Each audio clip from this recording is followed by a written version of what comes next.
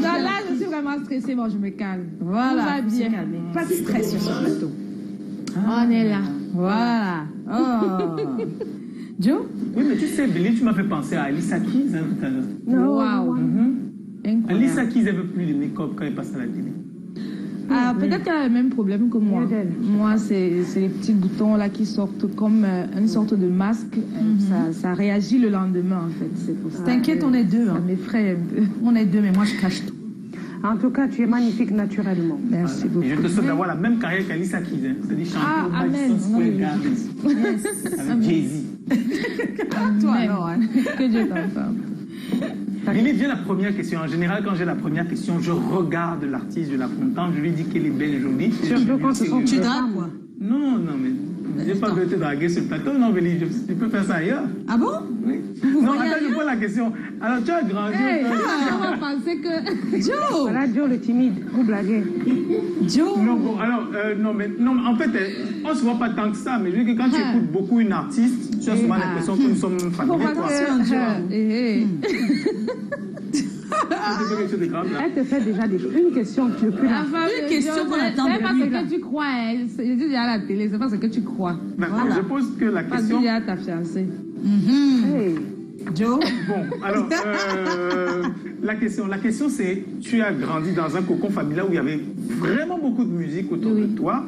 Alors, est-ce que c'était ton rêve à cette époque, depuis toute petite, d'être pays qui fait rêver tout le monde?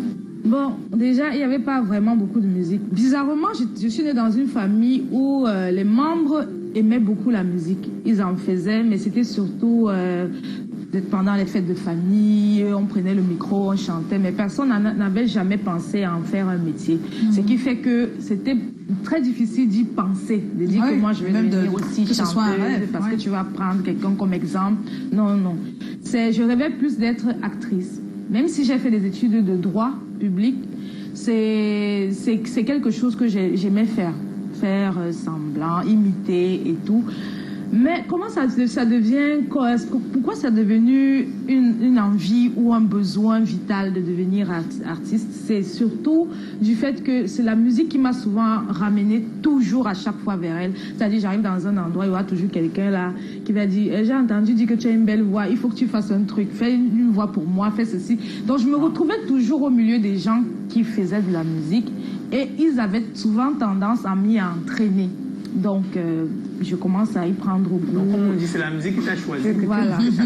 La musique te choisit. Même si je faisais en cachette. Hein, mais ton rêve, c'était quoi à l'époque? Pardon? Ton rêve, c'était quoi à l'époque? Mon rêve, c'était d'être actrice. Ah, et je sais que ça va se réaliser. Donc, c'est toujours ton rêve? Je n'en ai pas encore fini. Ah ouais? Pour participer peut-être au casting. Il faut aller au casting. Non, je dois y aller. Il y a un casting là. Frida Choco. J'ai vu ça tout à l'heure avant d'entrer au cinéma. Frida. J'y ai pensé. Au Midnight Club. À 11h. En tout cas, le casting pour être artiste, tu as réussi parfaitement, artiste-chanteuse, parce que voilà, tu as une carrière, mais quand on dit Believe, on pense à un concept, c'est Mo Girl. Quel est voilà, le souvenir que tu gardes de cette belle période? Déjà, il faut dire que j'étais Mo Girl, j'étais très jeune, j'étais une petite adolescente et j'ai beaucoup appris. J'ai surtout appris à chanter chez les Mo Girls. J'ai appris à devenir une artiste live. Et sincèrement, ils m'ont beaucoup apporté, beaucoup d'encadrement. On m'a aussi appris ce que c'était les concerts live, les concerts, les tournées qui étaient tournées au Cameroun, hors du Cameroun, Guinée, Gabon. Sincèrement, j'ai vécu très tôt la vie professionnelle d'artiste. Et c'est quelque chose qui m'a beaucoup marqué. Sauf, j'ai aussi de bons souvenirs avec les sœurs qui m'accompagnaient à cette époque-là. Oh. Elles sont où, les sœurs? Elles sont là. Il y a Chris M qui est toujours artiste. Oui, Chris M est là, oui. Et Justine, elle est actrice, surtout en Côte d'Ivoire. Ah, donc, oui. Voilà. Oh, wow. C'était un super concept. Ça marche tout, mais c'est bien, ça marche. Oui, c'est ce que je sais, sauf si... Voilà. C'est ce que je sais. Et aujourd'hui, tu es une des chanteuses prometteuses qui fait parler d'elle. Qu'est-ce qui t'a permis de réaliser ton premier album, cette carrière solo qui a commencé? Comment tu as fait? C'était surtout le premier EP, parce que le premier album viendra plus tard, qui c'est peut-être avant la fin de cette année. Le premier EP, c'est surtout, bon, vu que je suis sous un label, forcément après... Comment tu te retrouves dans le label? Comment je me retrouve dans le label? Comme je vous dis, après la naissance de ma fille, il faut dire que j'ai ma licence en droit public et administration et je suis étudiante et le groupe se sépare. Ouais. Ma fille devait avoir dans les 12 mois. Et... Pardon? Qui se sépare, c'est Mogers. Oui, Mogers. Ma fille doit avoir dans les 12 mois et je suis maman, célibataire et je suis étudiante. Il faut que je trouve le moyen de m'occuper aussi de ma fille. Donc, je commence avec les stages professionnels et tout, et tout, et tout. Sauf que, comme je vous dis, tu es dans ton coin, on t'appelle toujours venir soit faire des refrains dans les studios. Ça s'appelle la grâce. Ou venir écrire des chansons pour les autres et tout. Ça fait que je me retrouvais dans les studios et puis quelqu'un dit que le beat, si ça te parle, ça te dit quelque chose, pose un peu ta voix dessus. J'ai posé ma voix sur 2 titres comme ça, je n'y pensais même plus, rien. Un de mes amis a carrément porté ça, il a ramené ça à Cessoir. C'est Cessoir qui est mon producteur aujourd'hui, et Cessoir fait appel à moi un soir, il me dit j'ai écouté une de tes chansons. Non, c'est mon ami qui m'appelle là pour dire oui, j'ai donné ton son à quelqu'un. Allô, non, il va t'appeler. Et il a raccroché tout de suite. Genre, bonsoir. Oui, j'ai passé ton son à un boss là. Ouais, il va te rappeler, c'est mon grand frère. En tout cas, écoute d'abord ce qu'il a dit. Non, attends, tu veux explique-moi. Oui, il veut pas. D'accord. Allez, peut-être 15 minutes après, le boss ce soir a appelé. Et ça a accroché tout de suite parce que c'est quelqu'un de très très simple. Il a su me prendre, il est très diplomate. Oui, qu'est-ce qu'il a dit? On veut savoir. Nous, on aime les petites anecdotes. Bonsoir, c'est Believe, oui. C'est comment il m'a pris posément, il m'a pas fait genre. Ouais, je suis producteur de musique, je te produis, tu seras star. Non. C'était plus comme si. Il a tout fait pour m'amener à réagir comme si je le connaissais depuis longtemps. Comme si c'est un grand frère qui t'appelle pour savoir comment tu vas et tout. J'ai écouté ta musique là, c'est bien, hein? Chante bien. Tu as encore d'autres chansons comme ça là? Non, moi alors, non, oui, j'ai d'autres chansons comme ça, mais moi j'ai dit que moi je ne fais plus la musique parce que moi, là, je suis là, je me défends sur mes principes, sur mes convictions que j'avais décidé que j'avais prises à cette époque-là. Et il m'y a amené doucement. C'était pas le premier appel, il y a eu d'autres appels et finalement, il m'a fait comprendre que j'avais véritablement un talent que je gaspillais un peu et qu'il fallait absolument que je retente ma chance, tout simplement. C'est bien ça. Donc, c'est un peu ça. Et quand tu dis retenter, c'est comme si... Qu'est-ce qu'il y avait fait? Pourquoi? Juste après ta fille, qu'est-ce qui s'est passé? Il faut dire que... parce que nous, on est un peu perdus. Il faut dire que... Je comprends pas. Après la séparation des Mogers, j'entre un peu dans une sorte de je me dis... si ça n'a pas marché, si ce n'est pas arrivé très loin, c'est-à-dire on a coupé court, c'est sûrement peut-être parce que ce n'est pas mon chemin. Peut-être que je me suis trompée et que je suis... Et il y avait aussi le fait que ma mère ne voulait absolument pas. Malgré Mogers, que je sois... Malgré Mogers. Malgré... quand il y a eu la séparation, voilà. Attends. La séparation, c'était pourquoi déjà? Bon, la séparation, c'était surtout... il y avait des propositions de contrat. Quand vous prenez un peu la foule, il y a des gens qui se rapprochent de vous. Généralement, c'est souvent soit individuellement, surtout quand vous faites partie d'un groupe. Et le problème avec nous, c'est que nous étions quand même très jeunes. Il faut dire qu'on était très jeunes et adolescentes. Bon. Et quand on vient vers toi, on te dit non, toi tu peux faire une carrière solo. Toi tu peux, je pense que toi chacune est libre de choisir, de dire que moi je veux vraiment déjà me détacher. Quand quelqu'un vient vous dire en réunion, moi je veux déjà, vous n'allez pas l'arrêter. D'accord. J'ai également reçu des propositions, j'en avais reçu 2. Mais sauf que je me suis dit que non, moi je n'avais pas imaginé déjà que quand je deviens Mogers, quand je deviens leader du groupe et tout, c'est quelque chose d'extraordinaire pour moi parce que je ne m'y attendais pas. Je partais vraiment au casting, genre comme les blagues. Et puis je me retrouve leader du groupe en même temps. Donc quand on décide donc de se séparer et qu'on me propose de faire une carrière solo et tout, pour moi c'est un peu trop tôt. Parce que je n'y étais pas préparée. Je me disais qu'on allait vivre, on allait faire du chemin, grandir dans la musique ensemble. Et quand on se sentira assez mature, artistiquement, pour lancer la carrière solo, alors j'accepterai des contrats, n'importe quel contrat. Donc, c'est ça qui a peut-être fait que moi, je décide d'arrêter. Que je me dise que non, laissez-moi d'abord prendre du recul. Je vais vraiment y penser. Est-ce que j'ai vraiment envie de faire de la musique, mon métier à temps plein? Voilà. Donc ça a été un recul pour mieux sauter. Voilà, tout à fait. Et tu rencontres donc le producteur, les albums sortent, et quelque chose à laquelle tu ne t'es pas préparé aussi, ce sont les featuring avec des stars. On a Dina Bell, on a une autre Petit Pays, voilà. Et voilà, comment tu les as connus? Comment tu les as convaincus aussi? Il faut dire que déjà avec je sors mes magie et tout, c'est pas que ça n'a pas marché, mais je crois que j'avais un problème avec c'est mon entourage qui m'a proposé de faire peut-être un cover. Que peut-être c'est bien avec magie, mais pour que tu attires un peu plus l'attention, il faut faire un cover.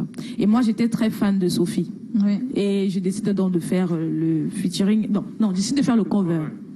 Quand je finis de faire le cover, les gens apprécient autour de moi et tout. Je me dis non, c'est sûr que j'ai pas bien parlé le doigt là. C'est sûr que je me suis pas bien exprimé. C'est mieux que je propose ça à une doigt là. Quand il propose à une doigt là, il me dit que non, ce n'est pas ça. Tu as raté ici, tu as raté ici. On corrige ensemble et tout.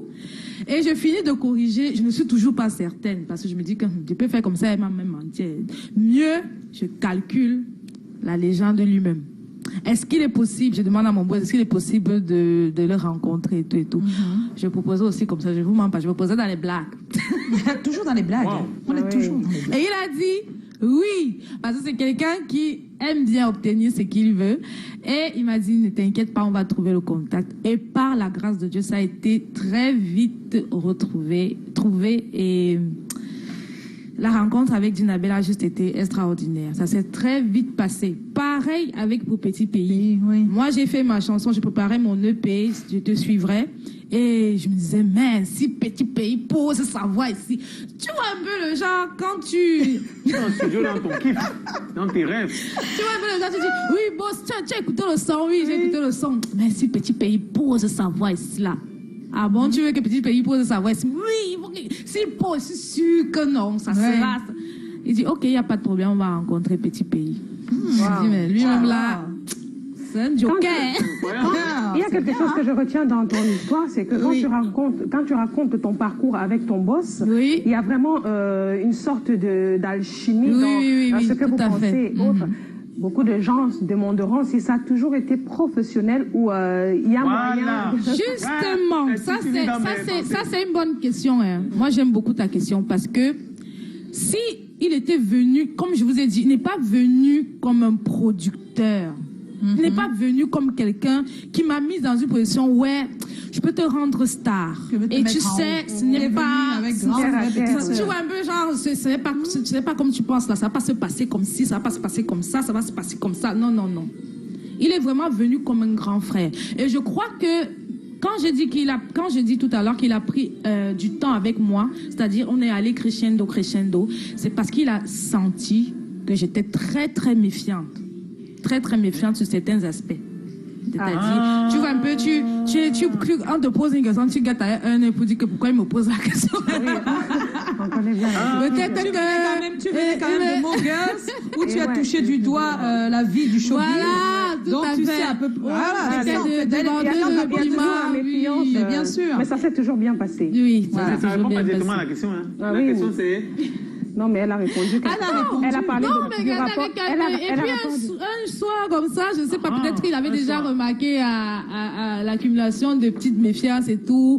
Il me dit, ça c'est que tu crois que je vais toi et moi, il y aura des propositions. Moi, je ne fais pas ce genre de choses. Moi, je suis un homme marié. Sans blague, il a dit ça. Il y a encore des personnes avec des études génétiques. Et c'est ça qui m'a mise en confiance et c'est ça qui a fait en sorte que je signe le contrat. Parce qu'il faut dire que après notre rencontre, je n'ai pas signé le contrat tout de suite. J'ai signé le contrat contrat plusieurs mois après.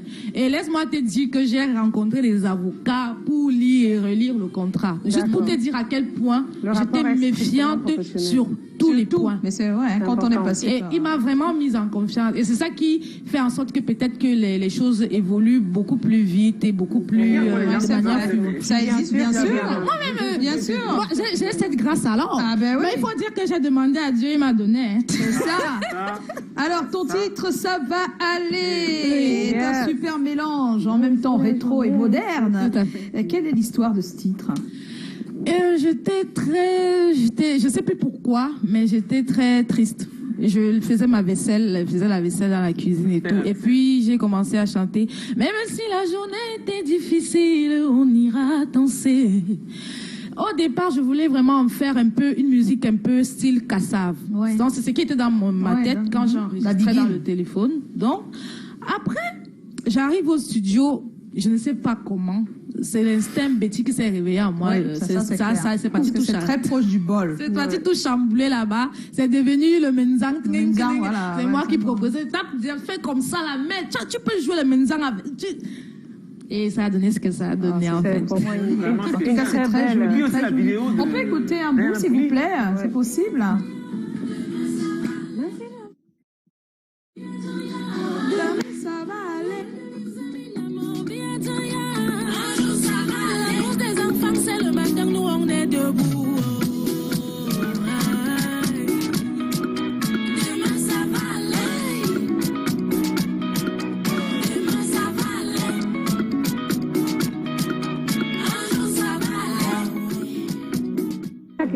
Bah oui, il y a une grosse surprise de. Sincèrement, je suis contente. Même si c'est commandé, quand tu demandes quelque chose à quelqu'un, tu t'attends pas à ce qu'elle le fasse de cette manière-là. Parce qu'elle aurait pu aussi venir juste prendre le téléphone et faire demain ça va aller et point. Mais elle a travaillé, réfléchi toute une vidéo. Ça demande les costumes, les acteurs. Elle n'est pas toute seule. La vidéo a plus de 500 000 vues à l'heure actuelle. C'est incroyable. Et ça a lancé beaucoup la tendance sur TikTok, qui s'est étendue sur Facebook et autres. Maintenant, c'est la chanson la plus écoutée. Hein. Waouh! Qu'est-ce que tu espères aujourd'hui, Believe?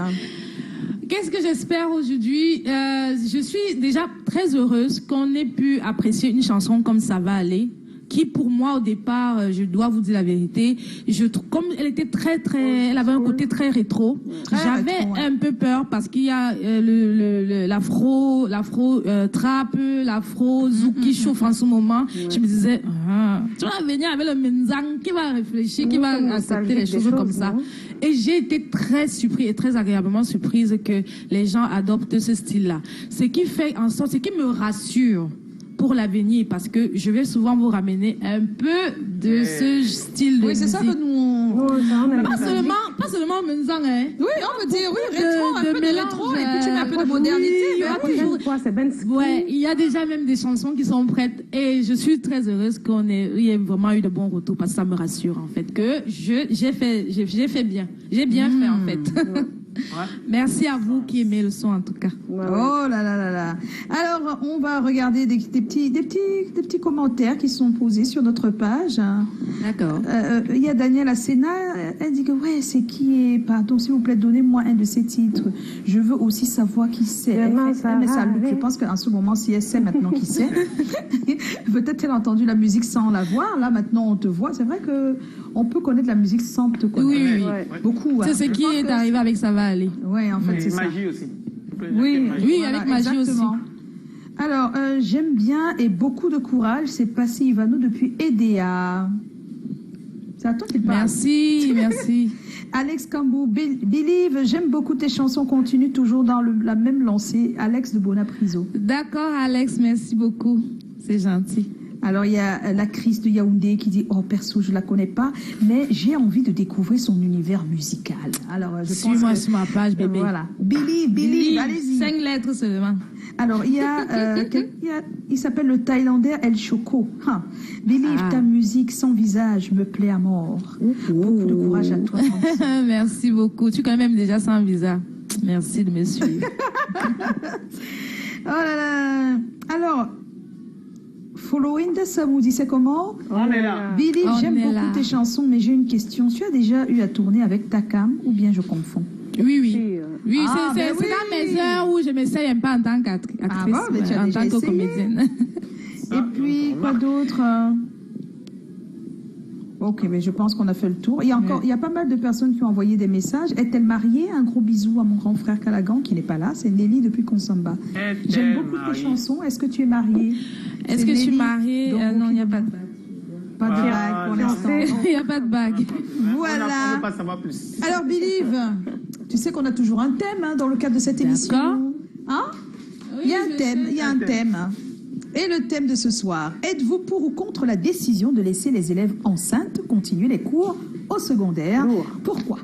Tu ne réponds pas tout de suite, hein? Tu as le temps pour réfléchir. Chlorel est déjà Tant de mieux, côté. tant mieux. Il va nous apporter pas mal d'informations. Ça va nous permettre d'avoir également un avis de chacun, un peu plus construit peut-être, en regardant ce que d'autres ont dit. Chlorel, on t'attend sur ce plateau.